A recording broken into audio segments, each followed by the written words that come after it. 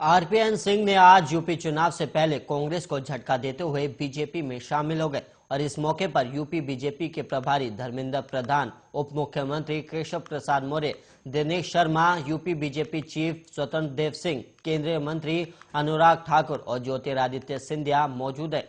और उन्होंने कहा कि 32 सालों तक मैं एक पार्टी में रहा, पूरे लगन से मैंने काम किया, लेकिन वो पार्टी अब वो रह ही नहीं गई है जिसमें मैंने काम किया और पीएम ने राष्ट्र निर्माण के लिए जो किया उससे मैं बहुत प्रभावित हूं।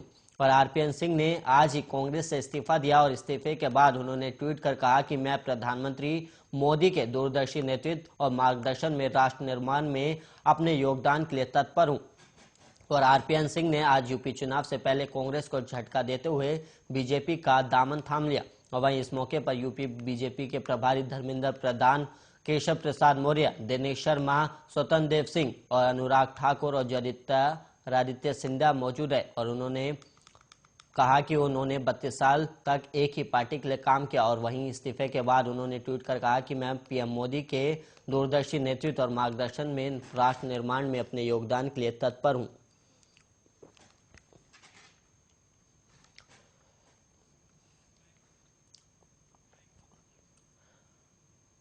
पूर्व केंद्रीय मंत्री आरपीएन सिंह के बीजेपी में शामिल होने पर कांग्रेस के नेताओं ने टिप्पणी की है और मध्य प्रदेश में कमलनाथ सरकार में मंत्री रहे जीतू पटवारी ने आरपीएन पर निशाना साधा है। और आरपीएन सिंह का नाम लिए बिना पटवारी ने आरोप लगाया है कि पारिवारिक पृष्ठभूमि के कारण राजनीति में मौजूद लोगों के लिए राजनीति प्रोफेशनलिज्म है। और जीतू पटवारी ने कहा कि जिन्हें बगैर परिश्रम राजनीति विरासत में मिली है, जो पारिवारिक पृष्ठभूमि के कारण राजनीति में, वो भी जिनकी नजर में राजनीति प्रोफेशनल।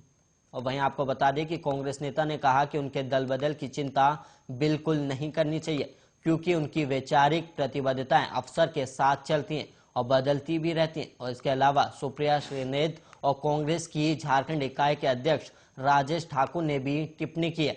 और सुप्रिया ने आरपीएन ने पार्टी छोड़ने पर कहा कि कांग्रेस पार्टी लड़ाई लड़ रही है, वो सिर्फ बहादुरी से लड़ी जा सकती है, इसके लिए हिम्मत और ताकत चाहिए। और प्रियंका गांधी ने कहा है कि कायर लोग लड़ाई नहीं लड़ सकते।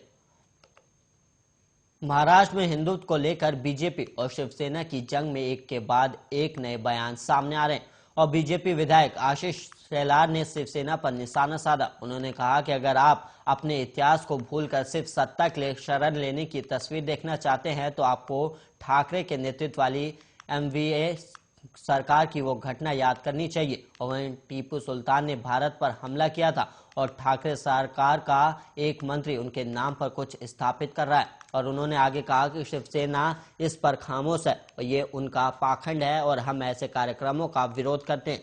और बीजेपी विधायक का ये बयान शिवसेना के संजय राउत के बयान के बाद सामने आया। संजय राउत ने हाल ही में कहा था कि बीजेपी के नए हिंदुत्ववादी नेता इतिहास भूल गए और राउत ने कहा था कि शिवसेना पहली पार्टी थी जिसने हिंदुत्व के मुद्दे पर चुनाव लड़ा था और बीजेपी के नव हिंदुत्ववादी नेता इस इतिहास से अवगत नहीं है। लगता है किसी ने नए इतिहास पन्ने फाड़ दिए, लेकिन हम समय समय पर उन्हें जानकारी देते रहेंगे।